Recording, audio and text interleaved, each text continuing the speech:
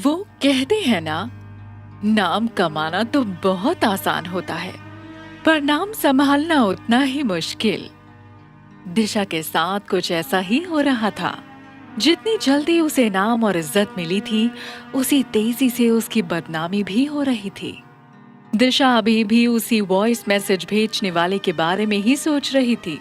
उसने सोचा पुलिस के पास जाए, लेकिन किसी को भी मुंह दिखाने की हिम्मत अब दिशा नहीं कर पा रही थी। अब मैं पापा को क्या जवाब दूंगी? दिशा अपने कमरे में परेशान टहल ही रही थी कि तभी आनंद पुरोहित का फोन आया। हेलो पापा। दिशा जल्दी से ऑफिस आओ, तुरंत। दिशा को समझ आ गया था कि उसके पापा को सारी खबर मिल गई थी, लेकिन उसे पूरा भरोसा था कि वो उसकी बात जरूर समझेंगे। वो जल्दी से कार चलाकर ऑफिस पहुंची। जैसे ही दिशा ऑफिस में घुसी, उसने देखा कि सब लोग उसे ही घूर रहे थे और आपस में बातें कर रहे थे। दिशा ने उन्हें इग्नोर किया। वो सीधे अपने केबिन में गई, जहां आनंद पहले से ही बैठा हुआ था। दिशा, मैं ये सब क्या सुन रहा हूँ? तुमने विश्वास के साथ क्या किया है? दिशा के पास इस सवाल का कोई जवाब नहीं था। उसकी आंखों में आंसू आ गए और उसका गला भर आया, पर आनंद को दिशा से तुरंत जवाब चाहिए था। उसे दिशा की चुप्पी अच्छी नहीं लग रही थी। पापा, पापा मेरा विश्वास। अब क्या विश्वास दिशा, क्या विश्वास करूं? सब कुछ बर्बाद हो गया। दिशा को भरोसा नहीं हो रहा था कि उसके पापा भी उस पर शक कर रहे थे। उसने आनंद को समझाने के लिए बोलना शुरू किया। पापा, ये सब किसी की चाल है। कोई हमें फंसाने के लिए। वो तो छानबीन के बाद ही पता चलेगा दिशा, पर तब तक सब कुछ बर्बाद हो चुका होगा। तुम जानते हो कि आज हर बिजनेस मैगजीन के कवर पर तुम्हारी फोटो है। तुम्हें सब लोग बस विस्टाफ्लेक्स के नाम के साथ देख रहे हैं। मैं समझती हूँ पापा। नहीं, तुम नहीं समझती दिशा। अगर तुम्हें थोड़ी सी भी इसकी समझ होती तो आज ऐसा नहीं होता। हमारे शेयर्स की वैल्यू गिरती जा रही है। आनंद ने उससे कभी इस तरह बात नहीं की थी, पर दिशा को लगा कि ये बिजनेस में हो रहे लॉस की फ्रस्ट्रेशन थी। पापा, मैं सब ठीक कर दूंगी। मुझे बस एक मौका दे दीजिए। पापा, विश्वास की मौत के बावजूद मुझे एक मैसेज आया था। उसमें दिशा उसे सब कुछ बताना चाहती थी, लेकिन आनंद उसकी बात सुनने को तैयार नहीं था। उसने बीच में ही उसकी बात काट दी। बस, बहुत हो गया। मैं तुम्हें इस कंपनी के साथ और नहीं रख सकता। तुमने सिर्फ कंपनी का ही नहीं, हमारे खानदान का नाम भी मिट्टी में मिला दिया है। खून भले ही हमारा हो, लेकिन संस्कार न जाने किसने दिए हैं तुम्हें। अपने पापा की ऐसी बातें सुनकर दिशा के पैरों तले की जमीन खिसक गई। उसकी आंखों से बहते आंसू रुकने का नाम ही नहीं ले रहे थे। आनंद को ये देखकर और गुस्सा आ गया था। आज पूरा शहर हमारे ऊपर थूक रहा है, वो भी सिर्फ तुम्हारी वजह से। पापा, मर गए पापा। अपनी गंदी जुबान से मुझे दोबारा पापा मत कहना, समझी? इस बात को दिशा का दिल बर्दाश्त नहीं कर पाया और वो चिल्लाकर रोने लगी। रोते रोते ही वो सीधे ऑफिस से बाहर चली गई। केबिन के बाहर खड़ा रजत ये सब सुन रहा था। उसने दिशा को निकलते देखा तो वो रास्ता छोड़कर किनारे हो गया। आनंद ने दरवाजे पर खड़े रजत को अंदर बुला लिया। रजत, इस लड़की के सारे अकाउंट्स फ्रीज कर दो और उससे बता दो कि अब पुरोहित खानदान में इसकी कोई जगह नहीं है। अंडरस्टूड? ये सुनते ही रजत अंदर ही अंदर बहुत खुश हो गया, पर हालत की नजाकत को समझते हुए उसने दिशा की तरफदारी कर दी। पापा, कहीं आप जल्दबाजी में कोई गलत फैसला तो नहीं ले रहे हैं? आखिर Disha. Shut up and do what I say. Okay sir, as you से। अपने चेहरे पर झूठी फिक्र लिए रजत बाहर निकला और दरवाजा बंद कर दिया। इधर बाहर निकलने के बाद दिशा को समझ में नहीं आ रहा था कि वो कहाँ जाए। वो ये सोच ही रही थी कि तभी रजत वहां आ गया। दिशा को लगा कि रजत उसे जरूर समझेगा। दिशा, पापा ने मुझे तुम्हारे सारे बैंक अकाउंट्स फ्रीज करने को कहा है। फिलहाल उनकी बात टालना मेरे बस की बात नहीं है। उन्होंने मुझे तुम्हें ये भी बताने को बोला है कि तुम्हारे घर आने की भी कोई ज़रूरत नहीं। सॉरी दिशा, इस वक्त मैं तुम्हारी बहुत मदद करना चाहता हूँ, पर मेरे बस में कुछ भी नहीं है। दिशा रजत को वापस जाते हुए देखते ही रह गई थी। उसके जाने के बाद दिशा ने कंचन को फोन किया। हेलो दिशा, ये मैं न्यूज़ में क्या सुन रही हूँ? कंचन, मुझे पापा ने घर से निकाल दिया है। कोई मेरे ऊपर विश्वास करने को तैयार नहीं है। मैं क्या करूं, मुझे समझ नहीं आ रहा है। दिशा, परेशान होने की जरूरत नहीं है। मुझे सब पता है, तूने कुछ नहीं किया। सुन, तू सीधे घर आ जा, हम कुछ करते हैं। ठीक है, आती हूँ। दिशा एक ऑटो में बैठकर कंचन के घर के लिए निकली। कंचन के घर पर पहुंचकर दिशा सीधे उसके कमरे में चली गई और उसने दिशा को ऑफिस में हुई सारी बातें बता दी। उसने कंचन को वो वॉइस मैसेज भी सुनाया। दिशा का रोना देखकर कंचन ने उसे गले से लगा लिया। सुन, अब रोने धोने का वक्त नहीं है। जब तक मन करे तो मेरे पास रह सकती है। जा जल्दी से नहा ले, फिर पुलिस स्टेशन चलते हैं। ठीक है। कंचन की माँ विमला छिपकर दोनों की बातें सुन रही थी। दोनों को गले लगते देखकर वह आग बबूला हो गई। वो पैर पटकते हुए अपने पति संजय के पास पहुंची और उन्हें डांटने लगी। क्यों जी, ये सब क्या हो रहा है हमारे घर में? आपकी कोई इज्जत हो ना हो, मेरी तो मोहल्ले में इज्जत है। अपनी बेटी से कहो कि इस 2 कौड़ी की लड़की को तुरंत धक्के मार के दरवाजे से बाहर निकाल दे। अगर तुम्हारे बस की बात नहीं है तो बोलो, मैं कर देती हूँ। संजय को वीडियो लीक होने की सारी खबर लग चुकी थी, पर उसे अपनी पत्नी का इस तरह चिल्लाना ठीक नहीं लगा। धीरे बोलो थोड़ा।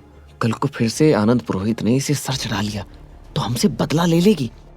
संजय ने उसे हाथ के इशारे से चुप रहने को बोला, पर विमला के सर पर तो खून सवार हो चुका था। कंचन, कंचन! विमला कुछ भी कहती, इससे पहले ही कंचन जल्दी से विमला के पास पहुंची। वह नहीं चाहती थी कि उसकी माँ की आवाज दिशा के कानों तक पहुंचे। हालांकि उस वक्त दिशा को बाथरूम में होने की वजह से हर एक बात साफ सुनाई नहीं दे रही थी। एक बात मेरी ध्यान से कान खोल कर सुन। अगर तुझे इस घर में रहना है तो उस लड़की को बाहर कर, अभी के अभी, वरना निकल जा तू भी मुंह काला करके उसके साथ। ये मेरा घर है कोई। मम्मी, आपका दिमाग खराब हो गया है? कुछ भी अनाप शनाप बके जा रही हो। आपको जिस बारे में कुछ भी नहीं पता उस बारे में क्यों बोल रही हो? दिशा मेरी दोस्त है और मैं उसे अच्छे से जानती हूँ। आप उसके सामने उसे कुछ नहीं बोलोगी। नहाकर दिशा बाहर निकलने वाली थी, उसने कंचन को आवाज लगाई। कंचन, टॉवल लाई। कंचन ने अपनी माँ की ओर चुप रहने का इशारा किया और बाथरूम की तरफ टॉवल लेकर बढ़ गई और विमला अब धीरे धीरे फुसफुसाने लगी। तुम ही लोग समझदार हो, मेरी तो कोई सुनता ही नहीं। जब पूरे मोहल्ले में हमारे नाक कटेगी तब समझ में आएगा इसको। मुझे क्या, फिर मत कहना। दिशा ने टॉवल लेते हुए कंचन के चेहरे को देखा। वो परेशान लग रही थी। क्या हुआ, कोई बात है क्या? नहीं, कुछ नहीं। कंचन आगे कुछ कहती उससे पहले ही घर के मेन डोर पर किसी ने नॉक किया। कंचन ने जाकर दरवाजा खोला तो देखा कि सामने पुलिस थी जो दिशा के लिए ही आई थी। थोड़ी देर में दिशा कमरे से बाहर निकली और सामने पुलिस को देखकर हैरान रह गई।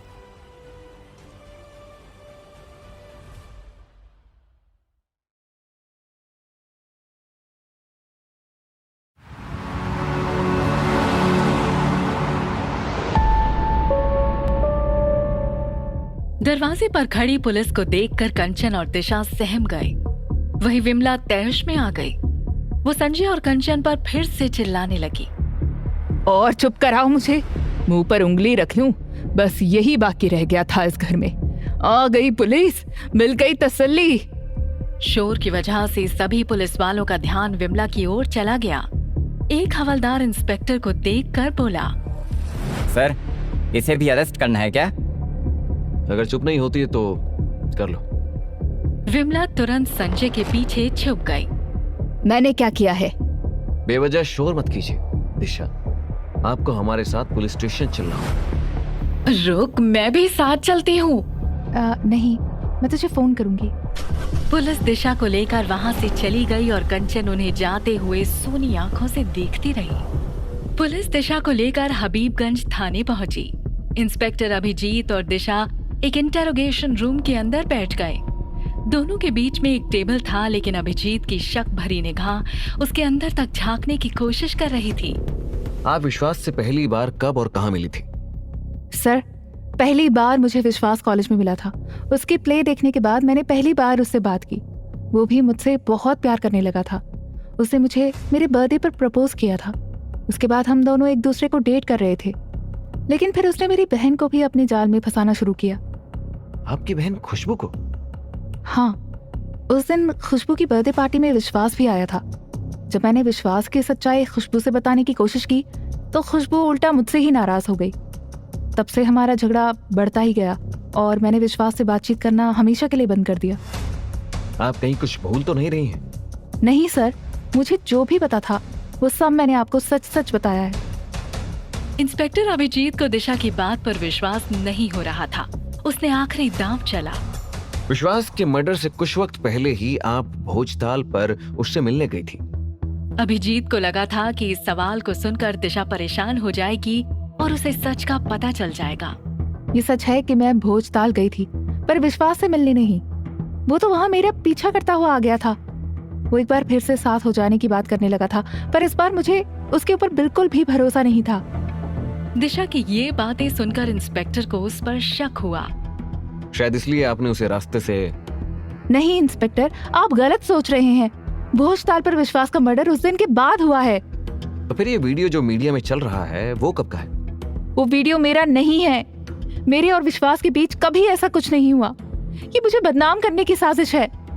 इंस्पेक्टर को समझ में आ गया कि मामला इतना सीधा नहीं था। साथ ही दिशा के पास विश्वास को मारने का कोई मोटिव भी नहीं था। आपको किसी पर शक है? ये वॉइस मैसेज सुनिए। इसे विश्वास की मौत के ठीक बाद किसी ने मुझे भेजा था। मुझ पर कोई भी इल्जाम लगाने से पहले आप पता लगाइए कि इसे किसने भेजा था। अभिजीत ने जब वो वॉइस मैसेज सुना तो उसे भी लगने लगा कि शायद दिशा को फंसाया जा रहा था। आप इस आवाज को पहचानती हैं? मैं श्योर तो नहीं हूँ, लेकिन एक लड़का है जो मेरे पीछे पड़ा हुआ था। मुझे लगता है कि ये वही है। दिशा ने इसके बाद उसे मोहित के बारे में बताना शुरू किया। कुछ देर बाद अभिजीत ने एक कांस्टेबल की तरफ देखा।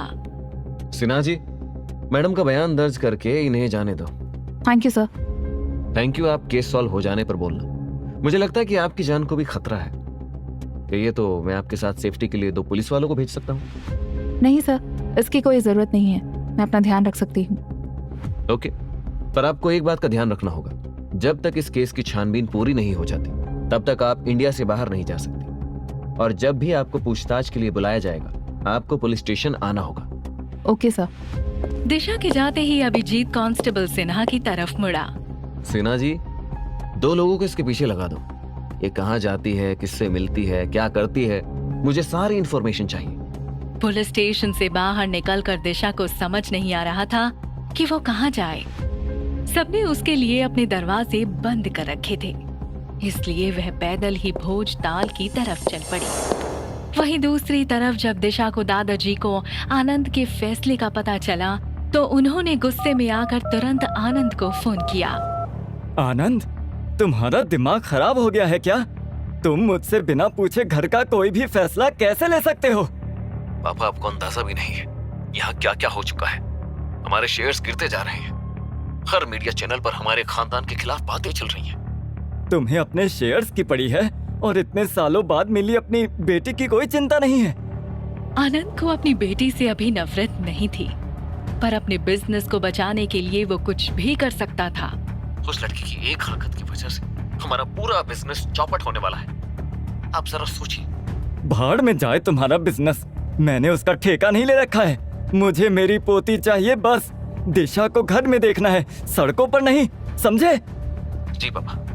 आनंद को अपने पापा की बात ठीक लगी और थोड़ा सोचने पर उसे शर्म भी महसूस हुई। उसने तुरंत दिशा को फोन लगाया। दिशा ने फोन नहीं उठाया। आनंद ने दोबारा फोन किया, दिशा ने फिर नहीं उठाया।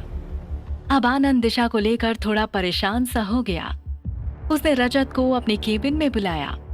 बेटा, दिशा का पता लगाओ और जितना जल्दी हो सके उसे मेरे पास लेकर आओ।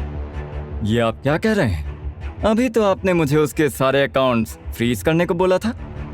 जितना बोला जाए उतना करो। अब जाओ जल्दी। ओके पापा। रजत आनंद पुरोहित के सामने से इस तरह बाहर निकला जैसे वो दिशा को ढूंढ कर ही दम लेगा, पर उसने ये दिखावा आनंद की आंखों से दूर होते ही बंद कर दिया। रजत ऑफिस से सीधे एक होटल के कमरे में पहुंचा, जहां उसकी गर्लफ्रेंड तान्या पहले से ही उसका इंतजार कर रही थी। रजत और तान्या अक्सर मजे करने के लिए इस होटल में आते थे। आज तान्या बहुत खुश थी क्योंकि दिशा को अब पुरोहित खानदान से बाहर किया जा चुका था, पर उसे रजत थोड़ा परेशान सा लग रहा था। क्या हुआ? तुम खुश नहीं हो क्या? यार, पापा ने उस दिशा की बच्ची को फिर से घर में वापस लाने को बोला है। तान्या के सिर पर तो मानो बिजली गिर गई। क्यों? पता नहीं, पर तुम टेंशन मत लो। पापा अब उसे बिजनेस के किसी भी काम में इन्वॉल्व नहीं करेंगे। आई होप ऐसा ही हो। ज्यादा मत सोचो, सब ठीक हो जाएगा। वो दोनों एक दूसरे को टूट कर प्यार करने लगे। तभी रजत का मोबाइल बज उठा। रजत ने फोन उठाकर देखा तो अविनाश का फोन था। किसका फोन है? उस हरामखोर अविनाश का। वो तो तुम्हारा दोस्त था ना? मुझे भी पहले यही लगता था, लेकिन सबकी तरह वो भी 2 दिन में उस दिशा की तरफ हो गया। अब फोन बजना बंद हो गया था, लेकिन रजत वहाँ से उठ गया और अपनी शर्ट पहनने लगा। कहाँ जा रहे हो? बाहर। अब सारा मूड खराब हो गया है। वो तान्या को वहीं छोड़कर होटल के बाहर निकल आया। उधर रजत के फोन ना उठाने से अविनाश भी परेशान था। उसे पता चल चुका था कि आनंद ने दिशा को घर से निकाल दिया था। दिशा की तलाश में अविनाश भोपाल की सड़कों पर चक्कर काटने लगा, पर उसे दिशा का कोई पता नहीं चल पा रहा था। वो इसके बाद भोजताल भी गया, लेकिन तब तक दिशा वहाँ से जा चुकी थी। कहाँ हो तुम दिशा?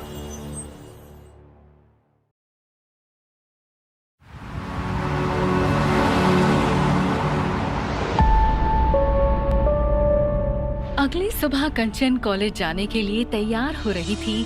इस वक्त हर न्यूज चैनल पर विश्वास के मर्डर की खबर ब्रेकिंग न्यूज बनकर चल रही थी। तभी दिशा वॉशरूम से बाहर निकली। वो पिछली शाम को भोजताल से सीधे यहीं आ गई थी। चल जल्दी से रेडी हो जा, वरना लेट हो जाएंगे कॉलेज के लिए। नहीं यार, मैं नहीं जाऊंगी। क्यों, क्या हुआ? तुझे पता है ये मीडिया वाले मेरे बारे में कैसी कैसी बातें कर रहे हैं। और मैं कॉलेज के लोगों के ताने नहीं सुनना चाहती। अच्छा चल ठीक है, आराम कर ले आज। वैसे भी तुझे बहुत स्ट्रेस है। नहीं यार, सोच रही हूँ कहीं बाहर चली जाऊँ। बाहर क्यों?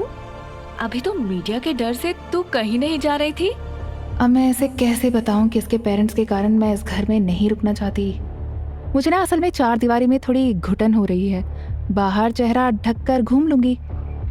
कंचन उसके मन की बात अच्छे से समझ गई थी। अच्छा तो फिर ठीक है, दोनों मिलकर घूमेंगे। मैं भी चलूंगी तेरे साथ। अरे नहीं नहीं, तू कॉलेज जा। बस तुझे मेरा एक काम करना है। हाँ बोल। कॉलेज में तुझे विश्वास के बारे में जो इन्फॉर्मेशन मिल सके वो पता करने की कोशिश करना। इससे पहले कि कंचन उसे जवाब देती, अचानक टीवी से एक तेज रोने की आवाज से दोनों का ध्यान टीवी पर चला गया। ये काम पक्का उस दिशा का ही है। टीवी पर खुशबू रो रही थी और एक रिपोर्टर उसका इंटरव्यू ले रही थी। मीडिया के लोग अब दिशा के कॉलेज तक पहुंच चुके थे। मैम पहले बताइए आप रो क्यों रही हैं? और आप ये बात इतने दावे के साथ कैसे कह सकती हैं? विश्वास मेरा बॉयफ्रेंड था और उस दिशा की नजर पहले से ही विश्वास पर थी। पता नहीं उस लड़की ने क्या जादू करके मेरे विश्वास को अपने चंगुल में फंसा लिया और फिर उसका मर्डर कर दिया। कंचन और दिशा दोनों की आंखों में गुस्सा साफ नजर आ रहा था। इसको तो मुंह तोड़ दूंगी मैं आज। नहीं कंचन, अभी कुछ करने की जरूरत नहीं है। अभी सिर्फ तू मेरा काम कर। फिर उसने वापस टीवी की तरफ देखा और गुस्से से बोली, डायन को तो मैं बाद में देख लूंगी। कंचन दिशा के इस मिजाज से खुश हुई। अब तक डरी सहमी रहने वाली दिशा अब चुनौती के लिए तैयार थी। फिर वो कॉलेज जाने के लिए निकल पड़ी। कंचन के जाते ही दिशा भी बाहर जाने के लिए तैयार होने लगी। टीवी अब भी चल रहा था और खुशबू अब भी दिशा की बुराई कर रही थी। कुछ लोगों के अंदर इंसानियत ही नहीं होती। जो लड़की आज मेरी वजह से जिंदा है और खड़ी होकर कुछ बोलने के काबिल है, आज वो मेरे ही खिलाफ बोल रही है। ये सोचकर उसने टीवी ऑफ किया। उसने अपने चेहरे पर एक कपड़ा बांधा और अपना बैग लेकर घर से बाहर निकल गई। दिशा ने रास्ते से ही एक ऑटो लिया। मैडम कहाँ चलना है? भैया, रास्ते में जो भी कैफे या रेस्टोरेंट दिखे वहाँ उतार देना। कंचन के माँ बाप के बिहेवियर की वजह से दिशा ने रात को ठीक से खाना भी नहीं खाया था। उसे इस वक्त बहुत जोरों की भूख लगी थी। ऑटो वाले ने उसे एक कैफे के सामने उतार दिया। कैफे के अंदर जाकर दिशा सबसे कोने वाले टेबल पर बैठ गई।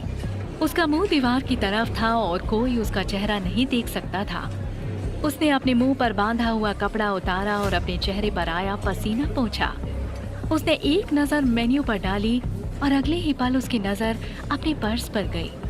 उसका बैंक अकाउंट फ्रीज हो चुका था और उसके पास ज्यादा कैश भी नहीं था। तभी वेटर वहां पर आया। मैम क्या लेंगी आप? इससे पहले कि दिशा अपना ऑर्डर बताती, वो वेटर की आंखें देख समझ चुकी थी कि वेटर उसे पहचान गया था। दिशा ने उसे इग्नोर किया और एक मामूली से सैंडविच का ऑर्डर दे दिया। ऑर्डर आते ही दिशा ने सैंडविच की एक बाइट ली। तभी अचानक उसने पीछे से अपना नाम सुना। अरे तूने वो दिशा के केस के बारे में सुना क्या? तुझे क्या लगता है मर्डर उसने ही किया है? ऑफ कोर्स, मैं तो श्योर हूँ। न्यूज़ नहीं देखती क्या तू? आज सुबह ही उसके कॉलेज की एक लड़की का इंटरव्यू देखा मैंने। उसका एक्स बॉयफ्रेंड था वो लड़का जिसका मर्डर हुआ। बेचारी कितना रो रही थी। ये अमीर लड़कियां ना ऐसी ही होती हैं, किसी भी हद तक गिर सकती हैं। बड़ी आई मैडम बिलियनर। उन लड़कियों के मुंह से ये बात सुनते ही दिशा की आंखों में आंसू आ गए। उसने अपना सैंडविच वहीं छोड़ दिया और पैसे देकर बाहर निकल गई। दिशा वहां से सीधे पुलिस स्टेशन गई। वो विश्वास के मर्डर से जुड़ी और इन्फॉर्मेशन चाहती थी ताकि वो अपनी बेगुनाही साबित कर सके, पर इंस्पेक्टर अभिजीत ने उसे कोई नई खबर नहीं दी। इसके बाद वो उस थिएटर में गई जहां विश्वास काम करता था, लेकिन उसे वहां से भी कोई खास जानकारी नहीं मिली। इसी तरह वो सुबह से शाम शहर में इधर उधर घूमती रही। कहाँ से लाऊं अपनी बेगुनाही का सबूत? आखिर में थक हार कर वो कंचन के घर वापस जाने लगी। उसके पास ज्यादा पैसे नहीं थे तो उसे पैदल ही चलना पड़ रहा था। कल तक कितनी खुश थी मैं, अब कितनी बेबस हो गई हूँ। ऐसा लग रहा है जिन हालातों से बाहर आई थी वापस उन्हीं हालातों में फंस गई हूँ। उसने आसपास चलते लोगों को देखा और फिर अपनी हालत देखी। दिशा इस सोच में गुम थी कि अचानक उसे बाइक की हॉर्न सुनाई दी। उसने जैसे ही सामने देखा, एक बाइक तेजी से चलती हुई उसकी तरफ आ रही थी। वो बाइक की तेज रफ्तार देखकर घबरा गई। दूसरी तरफ पुलिस स्टेशन में दो पुलिस वाले मोहित का हाथ पकड़कर उसे पुलिस स्टेशन के अंदर ला रहे थे। मोहित के हाथों में हथकड़ी बंधी हुई थी और वो गुस्से से बौखलाया हुआ था। छोड़ो मुझे, क्यों लेकर आए हो यहाँ? चल अंदर, तुझे साहब सब बताएंगे। उन दोनों पुलिस वालों ने मोहित को इंटेरोगेशन रूम में बिठा दिया। कुछ देर में इंस्पेक्टर अभिजीत अंदर आई। मोहित अपनी जगह पर अकड़ कर बैठा हुआ था। चल बता, क्यों मारा तूने विश्वास को? कौन विश्वास? मैं किसी विश्वास को नहीं जानता। मोहित अब भी दिशा के हर कदम की जानकारी रखता था और उसे विश्वास के मर्डर से लेकर दिशा की बदनामी तक हर बात मालूम थी। वो इस मामले में बिल्कुल नहीं पड़ना चाहता था। नहीं जानता तू? ले ये सुन। इंस्पेक्टर अभिजीत ने दिशा के फोन पर आए उस वॉइस मैसेज को मोहित के सामने चला दिया। उस वॉइस मैसेज को सुनकर मोहित का शरीर कांपने लगा। सर, मैंने किसी को नहीं मारा सर, मुझे प्लीज जाने दो। किसी को नहीं मारा? इस ऑडियो में तू साफ साफ कह रहा है कि दिशा के लिए तू किसी को भी मार सकता है। सर, मैं तो मामूली सा छोटे मोटे धंधे वाला आदमी हूँ, मैं किसी का मर्डर नहीं कर सकता। वो मैसेज तो मैंने सिर्फ दिशा को डराने के लिए भेजा था और पिछले कुछ दिनों से तो मैं सारा टाइम अपनी दुकान पर ही बैठा रहता हूँ। आप चाहे तो किसी से भी पूछ लीजिए। इंस्पेक्टर अभिजीत एक एक्सपीरियंस्ड पुलिस ऑफिसर था और उसे मोहित की बातों में सच्चाई नजर आ रही थी। उसने हवलदार यादव को इशारे से अंदर बुलाया। क्यों? यादव तो ये कह रहा था कि ये कुछ दिनों से अपनी दुकान पर ही था। सही कह रहा है क्या? हाँ सर, ये सही कह रहा है।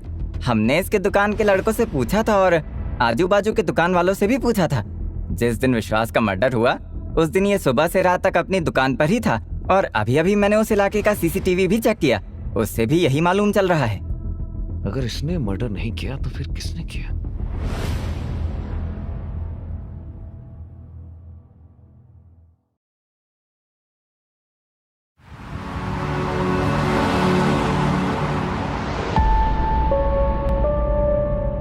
दिशा अपनी सोच में गुम थी कि अचानक उसने देखा सामने से एक बाइक स्पीड से चलती हुई उसकी तरफ आ रही थी। दिशा को लगा जैसे वो अपनी मौत को सामने से आती हुई देख रही हो। डर के मारे उसने अपनी आंखें बंद कर ली। अचानक उसे कुछ लड़कों के हंसने की आवाज सुनाई दी। वो आवाज पीछे से आ रही थी। उसने अपनी आंखें खोली और पलटकर देखा तो वही बाइक वाले लड़के उस पे हंसते हुए जा रहे थे। ये शहर के वो आवारा लड़के थे जो आती जाती लड़कियों को छेड़ते थे। दिशा ने गुस्से से उन लड़कों की तरफ देखा। उन्होंने बाइक की स्पीड बढ़ाई और पलक झपकते ही गायब हो गए। उधर आनंद को इस वक्त दिशा की बहुत चिंता हो रही थी। तभी रजत पीछे के दरवाजे से अंदर आया। उसके घर के सामने इस वक्त मीडिया वालों का डेरा था। रजत को देखते ही आनंद की आंखों में उम्मीद की एक किरण जाग गई। रजत, दिशा का कुछ पता चला क्या? नहीं पापा, मैंने बहुत कोशिश की पर अभी तक उसकी कोई खबर नहीं मिल पाई। पर मुझे समझ नहीं आ रहा कि जिस लड़के ने आपकी इतनी बड़ी बदनामी करवाई है, आप उसकी इतनी चिंता क्यों कर रहे हैं? कैसी बात कर रहे हो तुम? वो तुम्हारी बहन है। उसे ढूंढना जारी रखो और जैसे ही कोई खबर मिले मुझे बताओ। यार, ये पापा को अचानक क्या हो गया? अच्छे भले तो दिशा के खिलाफ हो चुके थे, लगता है फिर मुझे कोई नई चाल चलनी पड़ेगी। पापा, मैं अभी आता हूँ। आनंद इस वक्त अपनी सोच में गुम था और उसने रजत की ये बात नहीं सुनी। हे भगवान, ये कितनी बड़ी गलती होगी मुझसे। पता नहीं कहाँ होगी मेरी बच्ची और किस हाल में होगी। तुम जहां भी हो दिशा, अपना ध्यान रखना। मैं जल्द ही तुम्हें ढूंढूंगा। रजत ने धीरे से अपने कमरे का मेन गेट खोला और बाहर चला गया। रजत को बाहर देखकर पूरी मीडिया वाले उस पर मक्खी की तरह भिन भिनाने लगे। ये लाइव रिपोर्टिंग नहीं थी और रिपोर्टर सिर्फ इंफॉर्मेशन इकट्ठा करने आए थे। सर, क्या ये सच है दिशा ने अपने बॉयफ्रेंड का मर्डर किया है? सर, वो बाहर क्यों नहीं आ रही है? अगर उन्होंने कुछ नहीं किया है तो मीडिया को सच बताने में डर क्यों रही है? अब मैं आप लोगों से क्या कहूँ? मुझे तो खुद यकीन नहीं हो रहा कि मेरी बहन ऐसा भी कुछ कर सकती है। मेरे पापा ने गुस्से में उसे घर से बाहर भी निकाल दिया है। ये सुनते ही आधे रिपोर्टर्स वहाँ से जाने लगे क्योंकि उन्हें तो असल में दिशा का इंटरव्यू चाहिए था। एक रिपोर्टर अपने ऑफिस पहुंचा और सीधा एडिटर के पास गया। बॉस, वो दिशा तो नहीं मिल पाई पर एक खबर मिली है। उसने रजत की बात बताई हुई बात एडिटर को बता दी। पर इस वक्त पब्लिक दिशा से हमदर्दी नहीं रखती तो ये न्यूज़ ज्यादा नहीं चलेगी। इस वक्त हवा का रुख दिशा के खिलाफ है। उस एडिटर के चेहरे पर एक शैतानी मुस्कान आ गई और वो अपने कीबोर्ड पर फटाफट टाइप करने लगी। उस रिपोर्टर ने स्क्रीन की तरफ देखा और मुस्कुराने लगा। खूनी बिलियनियर घर से फरार, वाह क्या आइडिया है। इधर रजत जल्द ही अपना काम खत्म करके घर के अंदर आ चुका था और आनंद को इस बात की कोई खबर नहीं थी। आनंद अब और इंतजार नहीं कर सकता था। उसने सीधा पुलिस की मदद लेने की सोची। उसने खिड़की से बाहर देखा तो मीडिया के लोग वहां से जा चुके थे। उसे ये बात थोड़ी अजीब लगी पर उसने ये सब इग्नोर किया और गाड़ी लेकर पुलिस स्टेशन की तरफ निकल गया। पुलिस स्टेशन जाकर वो सीधा इंस्पेक्टर अभिजीत से मिला। मुझे एक कंप्लेंट लिखवानी है। मेरी बेटी मिल नहीं रही। आप प्लीज उसे ढूंढिए। अरे सर, आप बिल्कुल सही टाइम पर आए हैं। आज सुबह ही आपकी बेटी आई थी पुलिस स्टेशन। Police station? क्यों? मैं जानता हूं उसने किसी का मर्डर नहीं किया है। आप उसे परेशान मत करिए।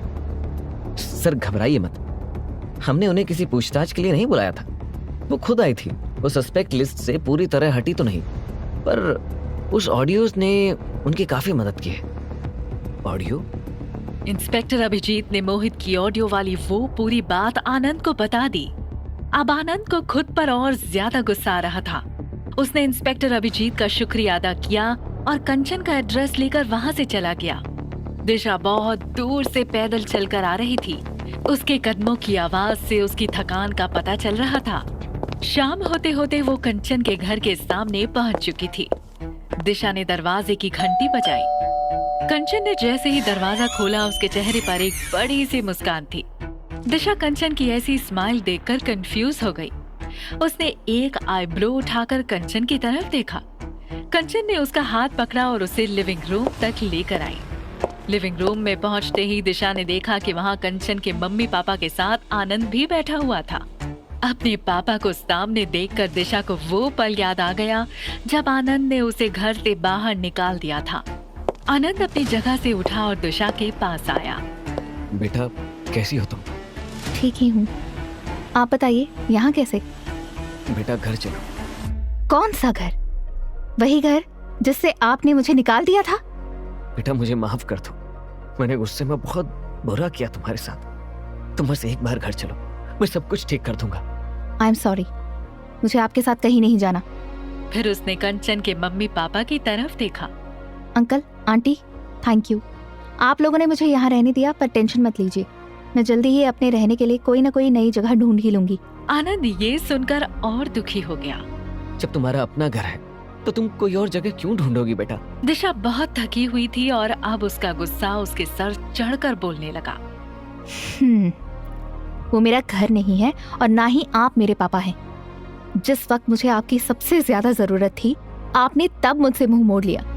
एक बेटी अपने बाप को अपना सबसे बड़ा प्रोटेक्टर मानती है और मुझे प्रोटेक्ट करने की जगह आपने मुझे सड़क पर छोड़ दिया। दिशा की बातें आनंद के दिल में तीर की तरह चुभ रही थी। उसकी आंखें अब थोड़ी सी नम हो चुकी थी। बेटा, तुम्हारा गुस्सा जायज है, पर मैं तुम्हें अपने साथ लिए बिना यहाँ से नहीं जाऊंगा। मेरे बारे में नहीं तो कम से कम अपने दादाजी के बारे में ही सोचकर चल लो मेरे साथ। अगर तुम मेरे साथ नहीं गई तो क्या जवाब दूंगा मैं उन्हें? अपने पापा की आंखों में आंसू देखकर दिशा का गुस्सा पिघलने लगा। उसने कंचन के मम्मी पापा की बिगड़ी हुई शक्लें देखी और कंचन के कमरे में जाने लगी। आप गाड़ी में बैठिए, मैं आती हूँ। दिशा ने कंचन को सिर्फ थैंक यू कहा और उसके घर से बाहर निकल गई। उसे पता था कि ये कंचन से बात करने का सही वक्त नहीं था। अपने पापा के साथ गाड़ी में बैठकर दिशा घर लौट आई। उसने गाड़ी में आनंद से कोई बात नहीं की और आनंद ने भी उससे कुछ नहीं पूछा। उसे फिलहाल इस बात की खुशी थी कि दिशा उसके साथ घर जा रही थी। रात के 2 बज रहे थे और दिशा अपने बिस्तर पर सो रही थी। अचानक उसका फोन बजा। दिशा ने देखा कि उसे कंचन का कॉल आ रहा था। कंचन इतनी रात को कॉल कर रही है, क्या हुआ? सब ठीक ना? हाँ, सब ठीक है। मैंने बस ये बताने के लिए फोन किया है कि विश्वास के बारे में कुछ इन्फॉर्मेशन मिली है।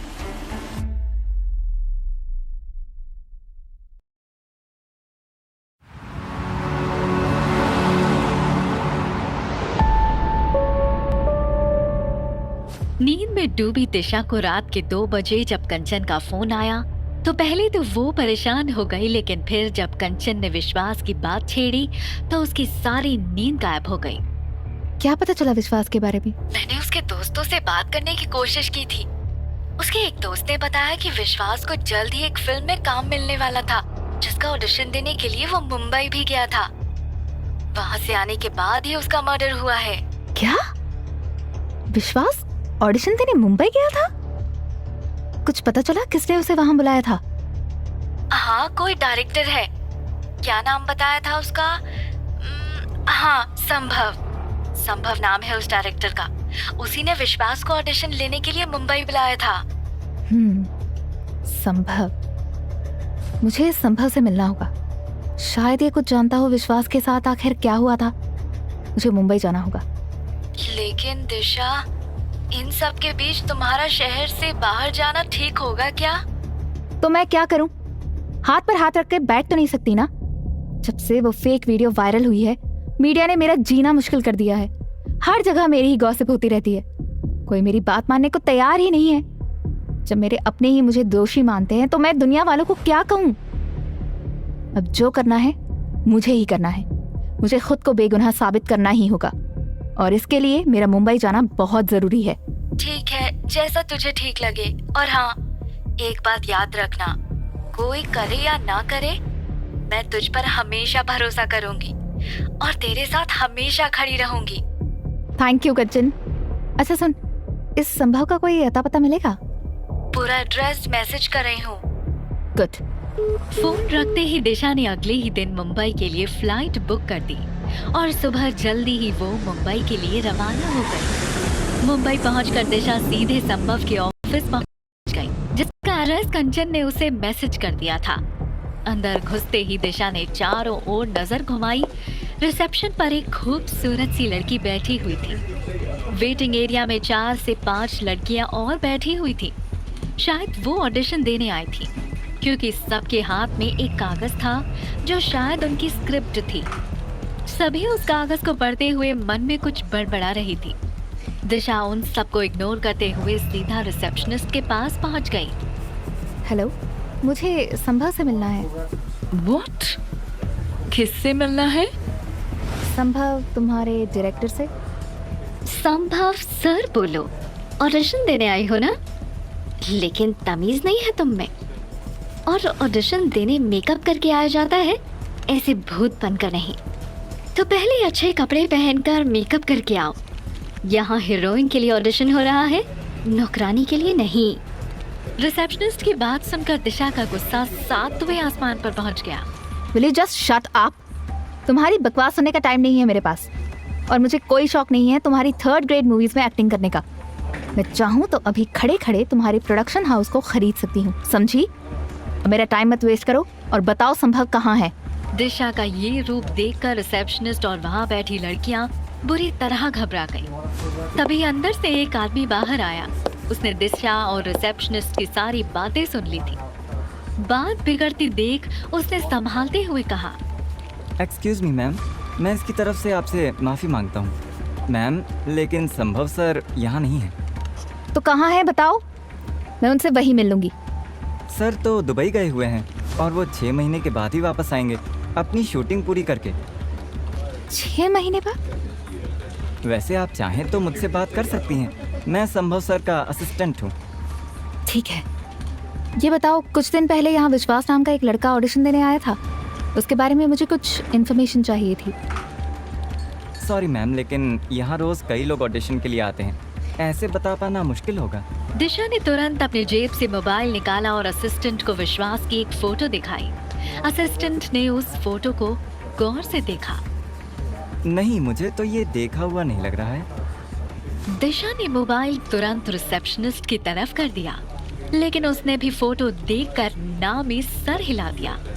उन दोनों के मना करने पर दिशा ने एक गहरी सांस ली। उसे लगा कि शायद उसका यहाँ आना बेकार रहा, लेकिन तभी ऑफिस का एक एम्प्लॉय वहाँ से गुजर रहा था, जो विश्वास की फोटो देख अचानक वहाँ रुक गया। उसके चेहरे से लग रहा था जैसे वो विश्वास को पहचान गया हो। दिशा ने तुरंत मोबाइल उसके सामने कर दिया। पहचानते हो उसे? क्या तुमने इसे देखा था यहाँ? हाँ, मुझे याद है, ये ऑडिशन देने आया था, लेकिन मुझे नहीं पता कि किस प्रोजेक्ट के लिए। क्या कोई और है ऑफिस में जो मुझे इस बारे में कुछ और इन्फॉर्मेशन दे सकता हो?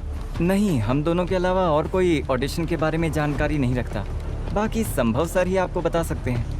उसकी बात सुनकर दिशा निराश हो गई और मोबाइल जेब में डालकर ऑफिस के बाहर निकल आई। कुछ देर के लिए वो बिल्कुल ब्लैंक हो गई थी। उसे बहुत उम्मीद थी कि संभव के ऑफिस से उसे विश्वास के बारे में कुछ इन्फॉर्मेशन मिलेगी। मेरा यहाँ आना बेकार रहा, वापस जाने की फ्लाइट बुक कर लेती हूँ। वहीं दूसरी ओर अविनाश के दिल में दिशा के लिए प्यार जागने लगा था और इसलिए वो दिशा के बारे में सोचकर परेशान हो रहा था। पता नहीं इस बेचारी के पीछे सब लोग हाथ धोकर क्यों पड़े हुए हैं। इस उम्र में वो कितनी प्रॉब्लम फेस कर रही है, समझ में नहीं आ रहा ये विश्वास का मामला क्या है। रजत इस बारे में जरूर कुछ ना कुछ जानता होगा, लेकिन वो मुझे बताएगा नहीं। फिर भी एक बार कोशिश करके देखता हूँ। ये सोचकर अविनाश ने जेब से मोबाइल निकाला और रजत का नंबर डायल किया। हेलो रजत, दिशा घर आ गई? हाँ, रात को आई और सुबह चली भी गई। कहाँ? मैं क्या उसका असिस्टेंट हूँ? सॉरी, मुझे कुछ बात करनी थी तुमसे। हाँ बोलो। एक्चुअली मुझे विश्वास के बारे में कुछ जानना है। क्यों, पुलिस की नौकरी ज्वाइन कर ली है क्या तुमने, जो मुर्दों के बारे में इन्वेस्टिगेट कर रहे हो? नहीं, मुझे बस ये जानना था कि तुम्हें क्या जानना था मुझे ये नहीं पता अविनाश, लेकिन मैं विश्वास के बारे में कुछ नहीं जानता और ना ही जानना चाहता हूँ। और तुम्हें भी एक फ्रेंडली एडवाइस देता हूँ कि अपने काम से मतलब रखो, ज्यादा शेरलॉक होम्स बनने की जरूरत नहीं है, समझे? और दोबारा मुझे इस बारे में पूछ के परेशान मत करना। रजत ने गुस्से से फोन काट दिया। उसके इस बिहेवियर से अविनाश सोच में डूब गया। विश्वास का नाम सुनते ही रजत इतने गुस्से में क्यों आ गया? जरूर विश्वास और रजत का कोई ना कोई कनेक्शन तो है। मैंने उसे विश्वास के बारे में बताया था। कहीं दिशा को अपने रास्ते से हटाने के लिए रजत ने विश्वास को मोहरे की तरह इस्तेमाल तो नहीं किया है?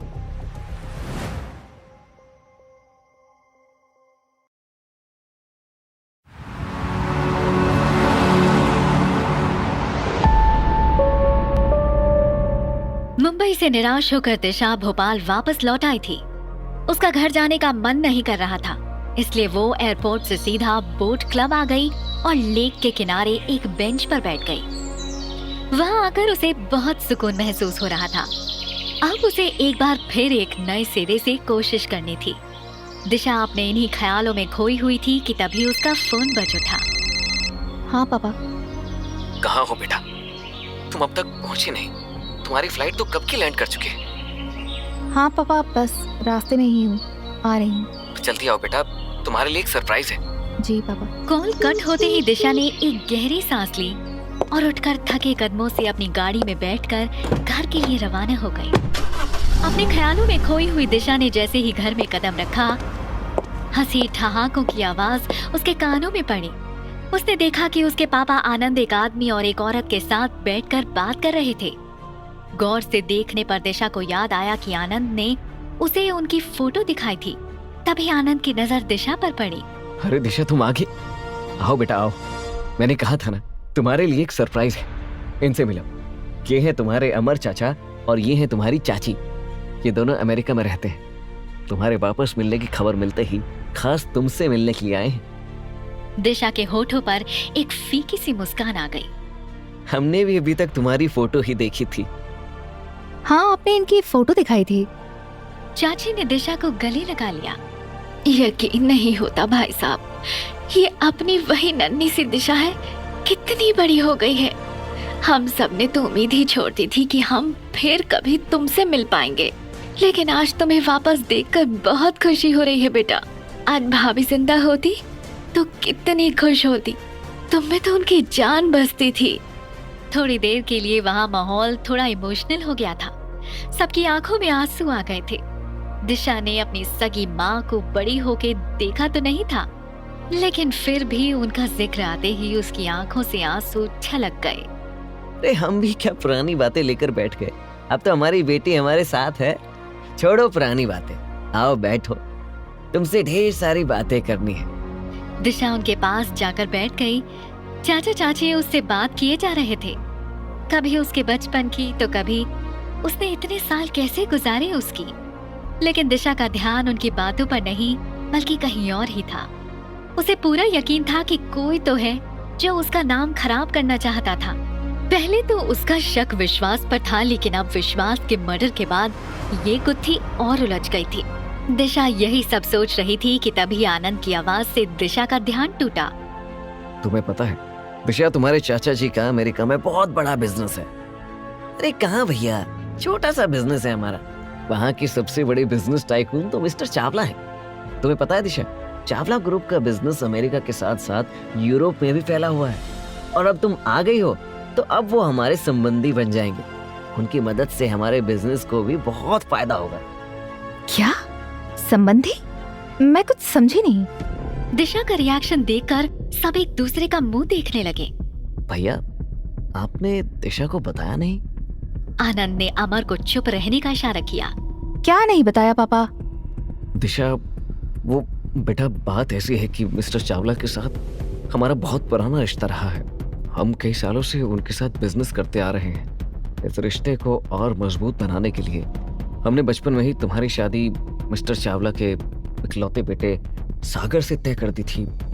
तुम्हारे गायब हो जाने के बाद ये बात सब भूल गए थे, लेकिन अब तुम वापस आ गई हो और ये सही वक्त भी है, इसलिए हमने सोचा कि तुम्हारी शादी सागर से कर दी जाए। शादी का नाम सुनकर दिशा के तो जैसे होश ही उड़ गए। क्या शादी? लेकिन पापा इतनी जल्दी क्या है? मैं इतने साल आप लोगों से दूर थी, एक ऐसे परिवार को अपना मानती रही जो मेरा था ही नहीं, और अब जब मुझे सच में अपना परिवार मिला है तो आप चाहते हैं कि मैं फिर आप सबसे दूर चली जाऊं। अभी तो मैं ठीक से आपके साथ रही भी नहीं हूँ, और वैसे भी अभी मेरे साथ जो हुआ ऐसे में शादी। मैं जानता हूँ बेटा, तुम्हारे लिए एकदम से एक्सेप्ट करना मुश्किल है, लेकिन कभी ना कभी तो तुम्हें शादी करनी ही है। और मैं कौन सा तुमसे दूर रहूंगा, अमेरिका आता जाता रहूंगा। और सागर बहुत अच्छा लड़का है, सब कुछ जानते हुए भी वो तुमसे शादी करने को तैयार है। मिस्टर चावला, चाचा जी के बिजनेस को बढ़ाने में मदद करें, इसके लिए ये चाहते हैं कि मैं उनके बेटे से शादी कर लूं, और वो भी मुझ पर तरस खाकर शादी करने को तैयार है। ये शादी है या बिजनेस डील? लेकिन पापा। बेटा, मैं तुम्हारे लिए कोई गलत फैसला नहीं लूंगा। सागर से अच्छा लड़का तुम्हें नहीं मिलेगा, कोई जल्दबाजी नहीं है। तुम एक बार ठंडे दिमाग से सोच लो। आनंद की बात सुनकर दिशा चुप हो गई। अभी उसकी जिंदगी में उथल पुथल मची हुई थी, और इन सबके बीच वो शादी के लिए तैयार नहीं थी। लेकिन वो अभी कुछ कहकर अपने पापा को दुखी करना नहीं चाहती थी। ठीक है पापा, लेकिन मुझे थोड़ा वक्त चाहिए सोचने के लिए। इतना कहकर दिशा अपने कमरे में चली गई। उसके जाते ही अमर के होठों पर एक अजीब सी मुस्कान आ गई थी। भैया आप फिक्र मत करिए, बस एक बार दिशा मान जाए फिर सब ठीक हो जाएगा। लेकिन अभी आनंद कुछ कहने ही वाला था कि तभी दरवाजे की घंटी बजी। आनंद ने उठकर दरवाजा खोला। सामने अविनाश खड़ा था। नमस्ते अंकल, वो मैं दिशा से मिलने आया था। दिशा घर पर है? एक्चुअली फोन नहीं उठा रही थी। हाँ बेटा, दिशा अपने कमरे में है, तुम वहीं चले जाओ। इधर दिशा अपने कमरे में बैठी सोच में डूबी हुई थी। उसे समझ नहीं आ रहा था कि वो अपने पापा को शादी के लिए कैसे मना करे। पापा भी ना, नहीं करनी यार मुझे कोई शादी वादी। अभी शादी से कहीं ज्यादा जरूरी है उस आदमी का पता करना जिसने विश्वास के साथ मिलकर मेरा वीडियो वायरल किया और बाद में उससे ही रास्ते से हटा दिया। मुझे कोई और रास्ता ढूंढना होगा सच तक पहुंचने का। मुंबई में जो हुआ ये बताने के लिए वो कंचन को फोन करने ही वाली थी कि तभी उसे अपने दरवाजे पर एक नॉक सुनाई दिया। कौन? दिशा, मैं अविनाश। दिशा ने अविनाश की आवाज सुनकर दरवाजा खोला। हाय अविनाश। कहाँ हो यार दिशा तुम? कितने दिनों से फोन ट्राई कर रहा हूँ तुम्हारा, तुम हो कि उठाती नहीं हो। जानती हो कितनी फिक्र हो रही थी तुम्हारी। दिशा ने उसकी बात का कोई जवाब नहीं दिया और बिना कुछ बोले चुपचाप कमरे में आकर बैठ गई। अविनाश भी उसके पीछे पीछे कमरे में आ गया। क्या हुआ Disha? Are you alright? I know तुम्हारे साथ जो हुआ गलत हुआ है, लेकिन इसमें तुम्हारी कोई गलती नहीं थी। ये तो उस कमीने विश्वास की गलती। तुम्हें विश्वास के बारे में कैसे पता? भूल गई, तुम्हें तो मुझे बताया था, फिर मैंने न्यूज देखी तो। अविनाश बीच में ही रुक गया और दूसरी तरफ दिशा भी अब एक गहरी सोच में पड़ गई। और अगले पल दिशा ने अविनाश से कुछ ऐसा कहा जिसे सुनकर वो हैरान रह गया।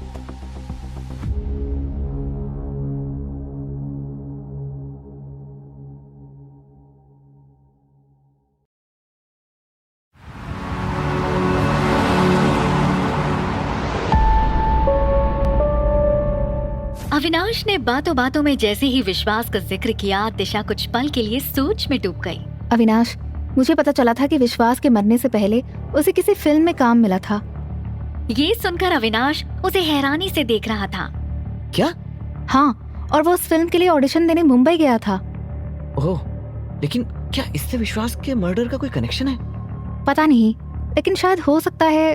यही पता करने मैं भी मुंबई गई थी, और अगर उस फिल्म के डायरेक्टर से मेरी मीटिंग हो पाती तो शायद वो उस बारे में कुछ और बता सकता था। अनफॉर्चुनेटली वो 6 महीने के लिए दुबई गया हुआ था। और कौन था ये फिल्म?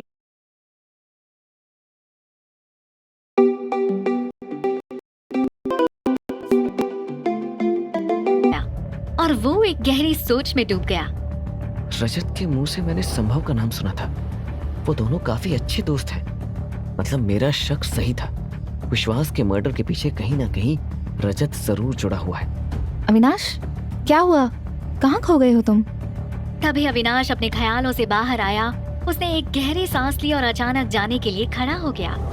नहीं, कुछ नहीं। एक्चुअली मुझे कुछ काम याद आ गया है, मुझे जाना होगा।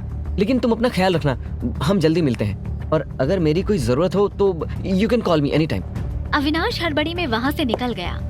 दिशा को ये देखकर थोड़ा अजीब लगा, लेकिन उसके दिमाग में इतनी बातें चल रही थी कि उसने इस बात को इग्नोर कर दिया।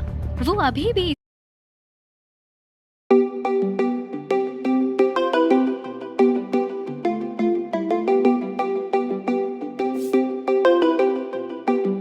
उठाया और पुलिस स्टेशन का नंबर लगा दिया। हेलो, मुझे विश्वास के मर्डर के बारे में आपको कुछ इन्फॉर्मेशन देनी थी। आप कौन बोल रहे हैं?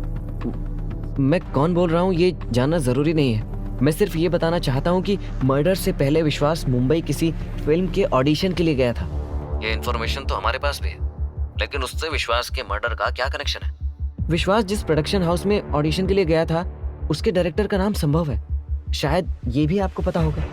लेकिन संभव और विस्टा फ्लेक्स ग्रुप का रजत दोनों बहुत अच्छे दोस्त हैं। ये आपको नहीं पता होगा। अविनाश की बात सुनते ही पुलिस इंस्पेक्टर के कान खड़े हो गए। अच्छा, लेकिन क्या आप बता सकते हैं कि आप कौन बोल रहे हैं? डोंट वरी, आपका नाम किसी को पता नहीं चलेगा। मुझे लगता है कि इसकी कोई जरूरत नहीं है। Thank you. अपना नाम बताए बिना अविनाश ने फोन काट दिया और एक गहरी सांस ली। मैंने अपना काम कर दिया है दिशा। अगर हमारी किस्मत अच्छी रही तो जल्दी विश्वास के कातिलों का पता चल जाएगा और तुम इस केस से फ्री हो जाओगी। अगले दिन रजत के घर पर डोर बेल बजी और जैसे ही आनंद ने दरवाजा खोला, उसने देखा कि उसके सामने एक पुलिस कांस्टेबल खड़ा हुआ था। अविनाश ने जो खबर दी थी, पुलिस ने उस पर कार्रवाई शुरू कर दी थी। जी हाँ, कहिए, किससे मिलना है आपको? मिस्टर रजत हैं घर पर? नहीं, वो तो बाहर गया है। कहिए, मैं उसका फादर हूँ, आप मुझे बता सकते हैं। मिस्टर रजत जब घर आए तो उन्हें बता दीजिएगा कि पुलिस स्टेशन में आकर इंस्पेक्टर साहब से मिल लें। पुलिस कांस्टेबल की बात सुनते ही आनंद घबरा गया। Police station? क्यों? किस सिलसिले में? मिस्टर विश्वास के मर्डर के सिलसिले में। इससे पहले कि आनंद उससे और कुछ पूछता, वो पुलिस कांस्टेबल पीछे की तरफ मुड़कर वापस जाने लगा। कुछ देर तक आनंद चुपचाप बैठा रहा, फिर घबराहट में वो घर में इधर उधर घूमने लगा। तभी रजत अपने घर पहुंचा। उसके अंदर आते ही आनंद उसके सामने जाकर खड़ा हो गया और उसे पुलिस के बारे में बताने लगा। ये सुनते ही रजत का गुस्सा 7वें आसमान पर पहुंच गया। गुस्से से उसका चेहरा लाल हो गया। रजत गुस्से में तमतमाया हुआ दिशा के कमरे की तरफ भागा और दिशा को देखते ही रजत के गुस्से का बांध उस पर टूट पड़ा। तुम जब से इस घर में आई हो, घर का सुकून, शांति सब खत्म हो गया है। इससे तो अच्छा था कि तुम कभी मिलते ही नहीं। तुम्हारी वजह से हमारे परिवार को ये सब सहना पड़ रहा है। क्या बताया है तुमने पुलिस को? बताओ मुझे। दिशा को रजत की बातें समझ नहीं आ रही थी। वो बस चुपचाप उसे देखती रही। तभी आनंद वहाँ पहुँच गया। ये सब क्या चल रहा है? प्लीज पापा, आज आप इसकी तरफ से कुछ नहीं बोलेंगे। ये तो कांड करके घर पर बैठ गई है, लेकिन सुनना तो मुझे पड़ता है। दोस्तों और ऑफिस वालों की नजरों में गिरना क्या कम था, जो अब मुझे पुलिस स्टेशन भी जाना होगा।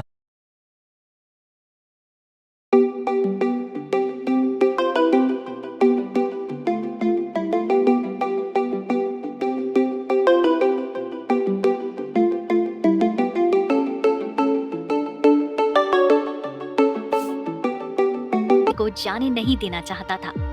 दिशा भी वहाँ सर झुकाए खड़ी थी और आनंद भी रजत को कुछ नहीं कह पा रहा था।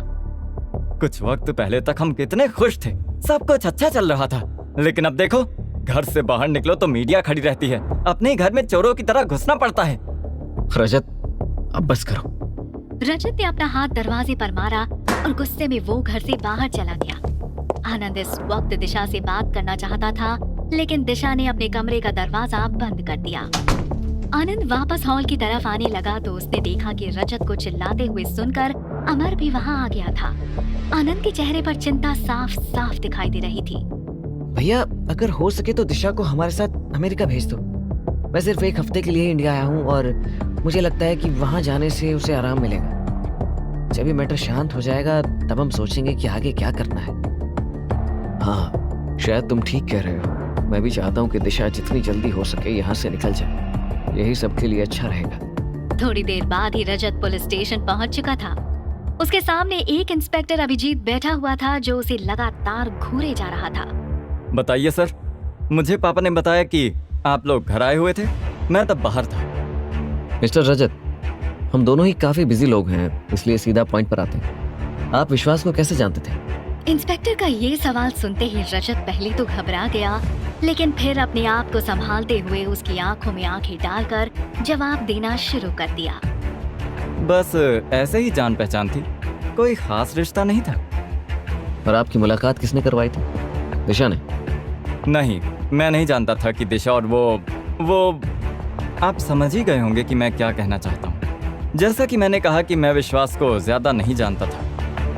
आप भी काफी अजीब है मिस्टर रजत। मुझे अच्छे से जानते भी नहीं थे और फिर भी 1 लाख रुपए का चेक दे दिया। चेक वाली बात रजत के दिमाग से ही निकल गई थी, इसलिए जब इंस्पेक्टर ने इस बारे में पूछा तो रजत कुछ पल के लिए शांत हो गया। ये तो मैं भूल ही गया था, अब क्या करूं?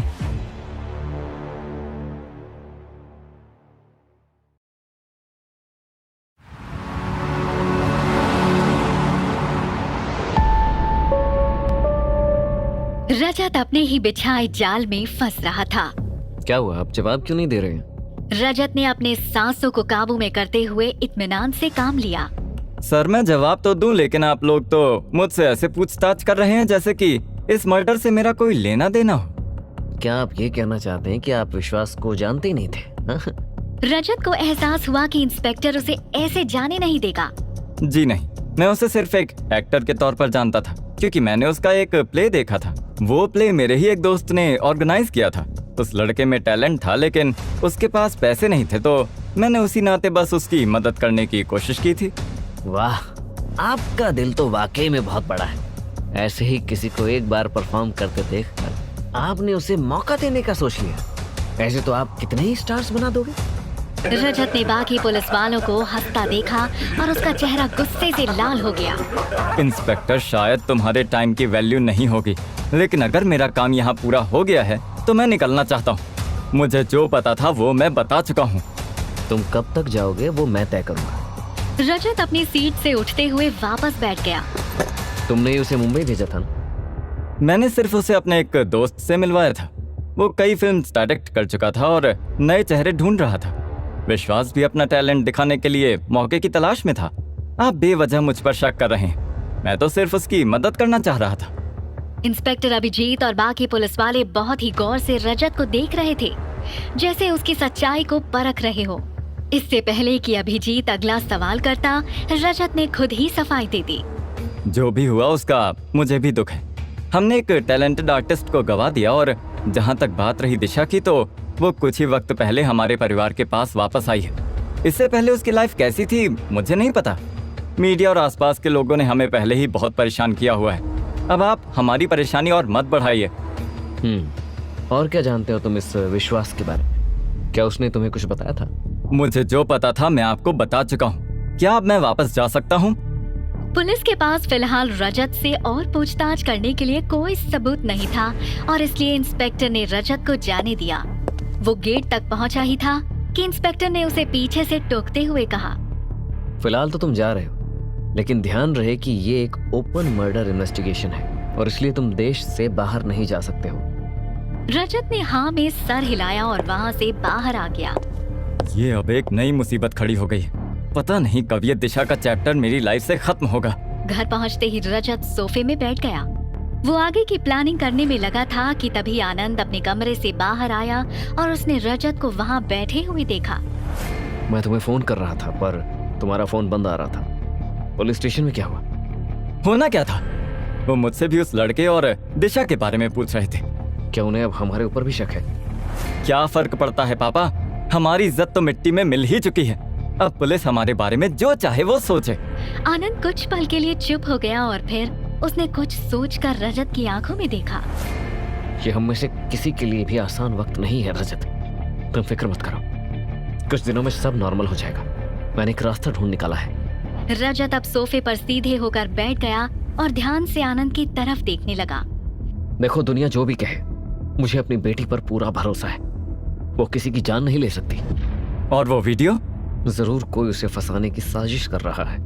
इस बात से रजत का दिल एक बार फिर जल उठा। खैर, यहाँ जो हो रहा है उससे तो मैं निपट ही लूंगा। मैंने लॉयर्स की पूरी टीम बुलाई है ताकि वो इस मामले को जल्द से जल्द रफा दफा कर सके। लेकिन मुझे दिशा के फ्यूचर की चिंता है और इसलिए मैंने एक फैसला लिया है। रजत उम्मीद भरी निगाहों से आनंद को देखने लगा। मैं दिशा को अमर के साथ अमेरिका भेज रहा हूँ। वैसे आइडिया तो अमर का ही है, पर ये मुझे भी सही लग रहा है। दिशा को बिजनेस के बारे में अभी भी बहुत कुछ सीखना है और अमर इसमें उसकी मदद कर सकता है।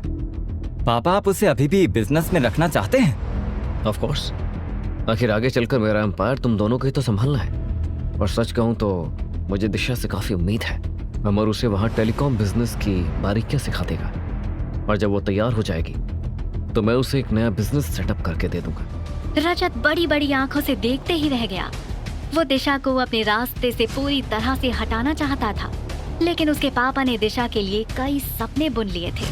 पापा, आपने इतना कुछ सोच लिया और मुझे कुछ बताया भी नहीं। अभी बता ही तो रहा हूँ।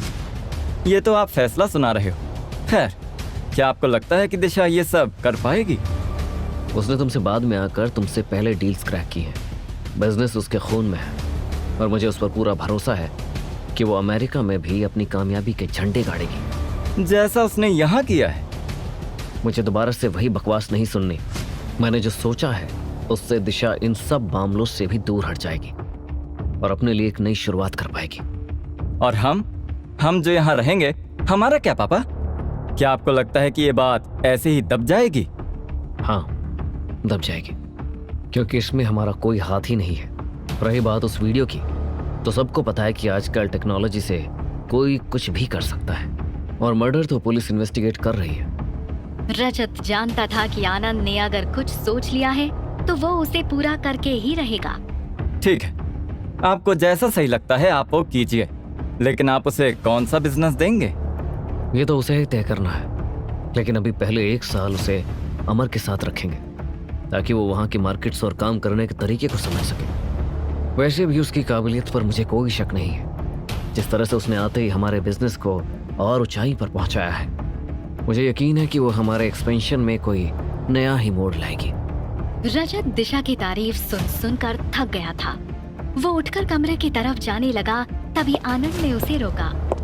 एक और बात, दिशा ने जो डील्स हासिल की है उनसे होने वाला सारा प्रॉफिट वो अपने इस नए बिजनेस में कैपिटल की तरह लगाए तो अच्छा रहेगा। आखिर ये उसकी मेहनत थी, तो इस पर उसका ही हक बनता है। रजत बहुत कुछ कहना चाहता था, लेकिन वो चुप रहा। प्रॉफिट दिशा को देने वाली बात रजत बर्दाश्त नहीं कर पाया, लेकिन अभी ये कड़वा घूंट पीकर अपने कमरे में चला गया। कमरे में आकर रजत ने एक नंबर डायल किया। हेलो अयान।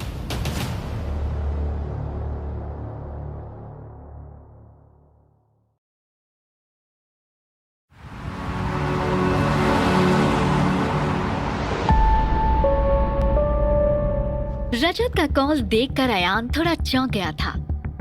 उसे लगा था कि अगले कुछ दिनों तक वो दोनों बात नहीं करेंगे ताकि पुलिस को गलती से भी कोई सुराग न मिल सके। अब तुमने कॉल क्यों किया है? मैंने तुम्हारा एक काम तो कर दिया है। हाँ, लेकिन वो काम भी ढंग से पूरा नहीं किया है। उस लड़के के मर्डर के सिलसिले में पुलिस ने मुझे क्यों बुलाया था? पुलिस ने ऐसा क्यों किया ये तुम उनसे पूछ लो, मुझसे सवाल क्यों कर रहे हो? मैंने प्लान के मुताबिक सब कुछ वैसा ही किया जैसा हमने सोचा था। कहीं ना कहीं कुछ तो गड़बड़ हुई है, जिसकी वजह से पुलिस मुझ पर शक कर रही है। इसमें मुझे सिर्फ मेरी बहन को फंसाना था और उसे अपने रास्ते से हटाना था। एक तो मैंने तुम्हारे कहने पर मर्डर करवाया और उस पर भी तुम मुझे ही सुना रहे हो। ये मत भूलो कि तुम किससे बात कर रहे हो। मैं कोई तुम्हारा नौकर नहीं हूँ। खैर, जो हुआ उससे तो मैं अपने ढंग से निपट लूंगा, लेकिन तुम्हें अभी भी मेरा एक काम करना है। कैसा काम? बेटी के साथ साथ तुम्हें बाप को भी रास्ते से हटाना है। अयान एक बार को ये सुनकर चौंक गया। उसे लगा शायद उसने कुछ गलत सुना। मतलब? जब तक दिशा के साथ पापा हैं, तब तक उसे रास्ते से हटाना आसान नहीं होगा। मुझे तो डर है कि कहीं वो अगले कुछ दिनों में ही सब कुछ दिशा के नाम ना कर दें। तुम्हारा दिमाग खराब हो गया है क्या? ये सब क्या बोल रहे हो? तुम तो मुझसे ऐसे बात कर रहे हो कि जैसे कोई मैं सीरियल किलर हूँ। मैंने तुम्हारी बात मानकर विश्वास को रास्ते से हटा दिया है और मैं दिशा पर भी नजर रखवा रहा हूँ, लेकिन ये काम मुझसे नहीं होगा। बल्कि अब मुझे तुम्हारे लिए कोई भी काम नहीं करना है। अपने घर की पॉलिटिक्स तुम खुद ही संभालो। तुम मुझे मना नहीं कर सकते हो। ये मत भूलो कि तुम्हारे राज अब तक सिर्फ मुझे ही पता है। मुझे ये राज पुलिस को बताने के लिए मजबूर मत करो, क्योंकि उसमें मुझे जरा भी देर नहीं लगेगी। मैं अब तुम्हारी धमकी से बिल्कुल नहीं डरता हूँ। डरते नहीं हो तो डरो, क्योंकि मैं सिर्फ धमकी नहीं दे रहा हूँ, बल्कि जरूरत पड़ने पर मैं ये कर भी सकता हूँ। मैं पुलिस को सब बता दूंगा। कि कैसे तुमने दिशा को किडनैप किया था, उस पर कैसे हमला करवाया था, जेलस होकर कैसे तुमने उसके आशिक को मार डाला और आखिर में बिजनेस के चक्कर में मेरे बाप की जान लेने की साजिश भी रची। मैंने पूरी स्क्रिप्ट लिखी हुई है, डिटेल में सुनाऊं? तुम्हें क्या लगता है कि अगर पुलिस मुझे पकड़ेगी तो क्या मैं चुप रहूंगा? इसमें मैं अकेला नहीं हूँ, बल्कि तुम भी फंसोगे। मुझे उसकी कोई परवाह नहीं है। दिशा और पापा जिंदा रहे तो वैसे भी मेरी जिंदगी किसी जेल से कम नहीं होगी। मैं तो रिस्क लेने के लिए तैयार हूँ। अब फैसला तुम्हें करना है कि तुम क्या चाहते हो। अयान रजत की बातों से ही उसके पागलपन को महसूस कर पा रहा था। वो अच्छे से जानता था कि रजत किस हद तक जा सकता था। अयान ने दिशा को किडनैप करके एक गलती की थी, पर आज उसकी वजह से वो रजत के जाल में पूरी तरह से फंस चुका था। और सोचो तुम्हारे परिवार को जब पता चलेगा कि तुम किडनैपिंग और मर्डर जैसे क्राइम्स में इन्वॉल्व हो तो वो तुम्हारे साथ क्या करेंगे। उन्हें एक पल भी नहीं लगेगा तुम्हें अपनी जायदाद से बेदखल करने में। अयान सिंघानिया परिवार से ताल्लुक रखता था, जो कि शहर के बहुत बड़े बिजनेसमैन थे। उसने कभी नहीं सोचा था कि दिशा को किडनैप करने पर उसका सामना रजत से होगा और वो उसे जब चाहे ब्लैकमेल करने लगेगा। अपने पास गुंडों की फौज होने के बावजूद भी वो उसका कुछ नहीं बिगाड़ सकता था। ठीक है, मैं कुछ सोचता हूँ, मुझे थोड़ा वक्त दो। ज्यादा देर मत करना। पिछले कुछ दिनों में जो कुछ भी हुआ था, उन सभी बातों ने दिशा की जिंदगी को बहुत मुश्किल बना दिया था। वो ना तो ज्यादा बाहर निकल रही थी और ना ही किसी से मिल रही थी। ऐसे में कंचन एक दिन उसके घर पहुंची। दिशा, तुम मेरा कॉल क्यों नहीं उठा रही थी इतने दिनों से? मुझे तुम्हारी बहुत चिंता होने लगी थी।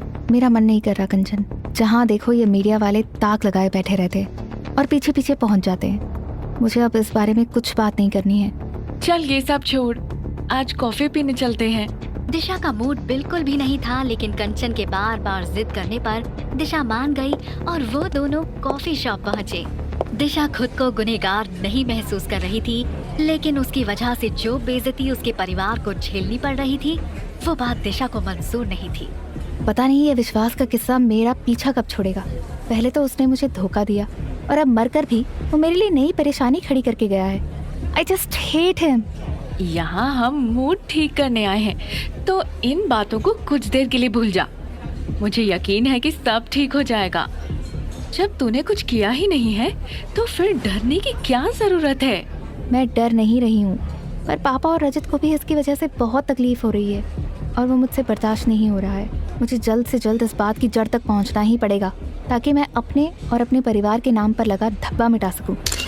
ये क्या था? उन दोनों ने जैसे ही बाहर देखा, दिशा की आंखें एकदम बड़ी हो गई। कुछ प्रेस वाले दूर खड़े होकर दिशा की फोटो खींच रहे थे। ये देखते ही दिशा ने अपने पर्स से कैप निकाली और तुरंत पहन ली। कुछ ही देर में वो दोनों कॉफी शॉप से बाहर निकले, पर गाड़ी के पास पहुंचने से पहले ही अचानक से कुछ मीडिया वाले कैमरा लेकर दिशा के सामने आ गए। वो लोग लगातार उसकी फोटो खींच रहे थे और उसके चेहरे के सामने माइक रखकर सवाल पूछ रहे थे। दिशा जी, आप आज कॉफी पीने आई हैं, तो क्या ये मामला अब खत्म हो गया है? क्या पुलिस ने आपको इस मर्डर केस से रिहा कर दिया है? दिशा जी। दिशा और कंचन तेजी से गाड़ी की तरफ बढ़ने की कोशिश कर रहे थे, लेकिन मीडिया वाले उनके रास्ते से हट ही नहीं रहे थे। आपका उस एमएमएस क्लिप के बारे में क्या कहना है? उस क्लिप में आपकी शक्ल साफ नजर आ रही है। आपने बैठकर किसी लड़की की ऐसी गंदी क्लिप देखी है ना, तो फिर आप मुझसे सवाल क्यों कर रहे हैं? सब कुछ तो आपने देख ही लिया है। तो क्या आप मानते हैं कि आपने ही वो क्लिप शूट की है? ये कैसा बेहुदा सवाल है? आखिर कौन ऐसी लड़की होगी जो अपना ऐसा क्लिप शूट करवाएगी? आप लोग कुछ भी फालतू के सवाल पूछने लगते हैं। आपके और उस लड़के विश्वास के अफेयर की खबर कितनी सच है? सुना है कि आप दोनों अक्सर ही भोजताल में मिला करते थे। विश्वास के रिलेशनशिप में होने के बावजूद भी आपकी उस पर नजर थी। मेरे रास्ते से हटो, हटो यहाँ से। कुछ मीडिया वालों को धक्का देते हुए आखिर दिशा ने गाड़ी का दरवाजा खोला और फटाफट गाड़ी स्टार्ट करके वहाँ से निकल गई। कुछ ही देर में दिशा की ये हरकत भी एक हेडलाइंस बन गई। सारे न्यूज चैनल ये दिखाने लगे कि किस तरह से दिशा ने आज सवाल पूछे जाने पर अपना आपा खोया और मीडिया वालों के साथ हाथापाई की। इसके साथ ही वो क्लिप भी वायरल हो गई जिसमें वो मीडिया वालों को धक्का दे रही थी।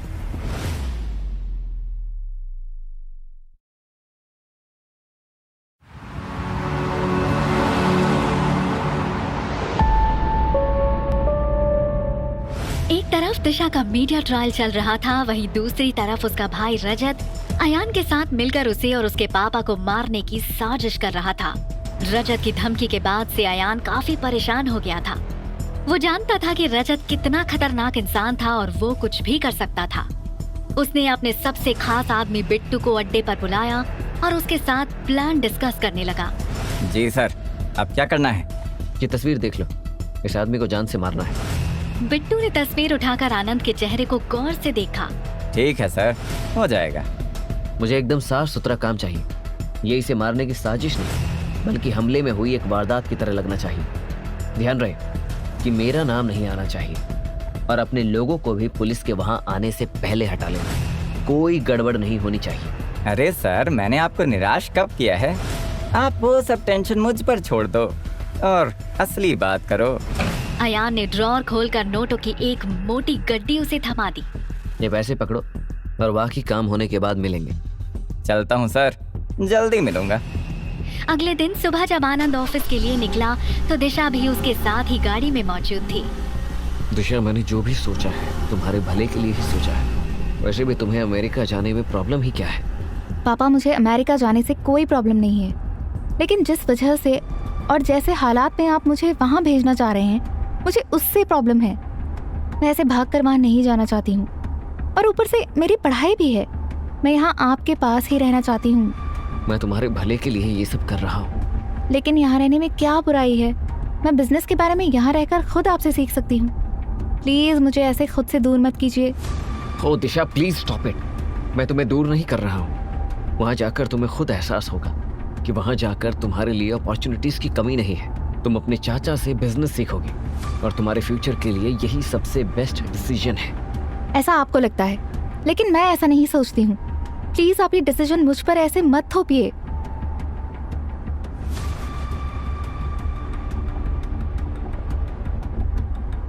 क्या आप मुझसे शर्मिंदा हैं?